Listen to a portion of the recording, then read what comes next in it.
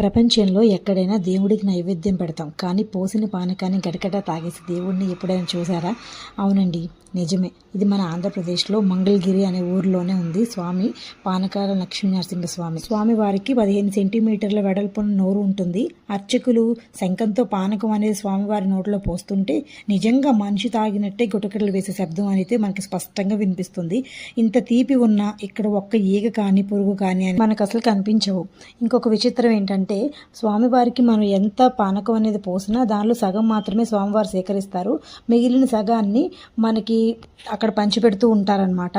So ఆ పానకాన్ని మనం స్వీకరిస్తూ ఉంటాము. ఇక్కడ ఈ క్షేత్రాన్ని చూడడం, ఆ స్వామివారిని దర్శనం చేసుకోవడం అనేది మనకి ఒక పూర్వజన్మ సుకృతం అనే చెప్పాలి. ఎంత అద్భుతంగా ఉంటుందో, ప్రశాంతంగా ఉంటుంది టెంపుల్ అనేది. మీరు ఎంతమంది స్వామివారిని దర్శించుకున్నారో నా కామెంట్ సెక్షన్లో చెప్పండి. మీరు వెళ్ళేటప్పుడు వీడియోని అయితే ఒక చిన్న లైక్ ఇవ్వండి. కంటెంట్ నచ్చితే ఛానల్ అనేది సబ్స్క్రైబ్ చేసుకోండి. లైక్ ఇస్తే వేరే వాళ్ళకి మన వీడియో అనేది వెళ్తుంది, వాళ్ళు చూస్తారు, యూజ్ఫుల్గా ఉంటుంది. Thanks for watching my video. Next వీడియోతో మిమ్మల్ని కలుసుకుంటాను. బాయ్.